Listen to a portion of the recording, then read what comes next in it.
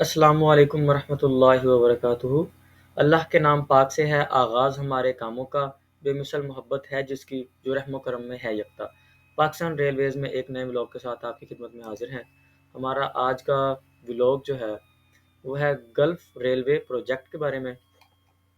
تو سب سے پہلے ہم آپ کو یہ بتاتے چلیں کہ گلف کنٹریز کون سے ہیں۔ تو گلف کنٹریز میں بحرین، کویت، عراق، عمان، قطر، سعودی عربیہ اور متحدہ عرب امارات شامل ہیں۔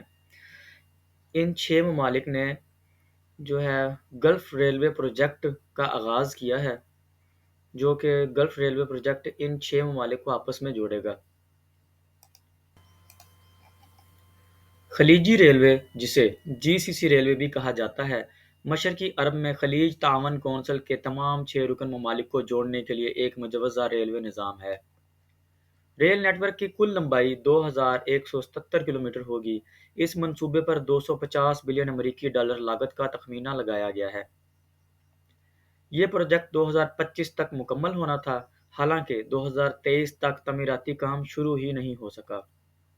GCC کے 6 رکن ممالک میں سے ہر ایک اس منصوبے کے اس حصے کو نافذ اور اس حصے کی ڈیولپمنٹ کا ذمہ دار ہوگا جو اس کے علاقے میں واقع ہے، اور اپنی ریلوے لائنیں اور شاخیں، اسٹیشن اور مال بردار ٹرمینلز تعمیر کرے گا۔ لاگت 6 ممالک ہر ملک میں ریل نیٹ ورک کی لمبائی کے تناسب سے بانٹیں گے۔ اس کے نتیجے میں متحدہ عرب امارات اور سعودی عرب اس منصوبے پر سب سے زیادہ خرچ کریں گے۔ اس کے بعد عمان، قطر، کویت اور بحرین ہیں۔ سعودی ریلوے کمپنی سعودی عرب میں نیٹ ورک تیار کرے گی، متحدہ عرب امارات میں اتحاد ریل، عمان میں عمان ریل اور قطر میں قطر ریل۔ تیل کی قیمتوں میں اتار چڑھاؤ کے باعث منصوبے کی مالی اعانت اور اس میں شامل 6 ریاستوں کے مفادات کی ہم آہنگی نہ ہونے کی وجہ سے اس منصوبے نے رکاوٹوں کا مقابلہ کیا ہے اور یہ منصوبہ تاخیر کا شکار ہے۔ منصوبے کی تکمیل کی متوقع تاریخ غیر یقینی ہے۔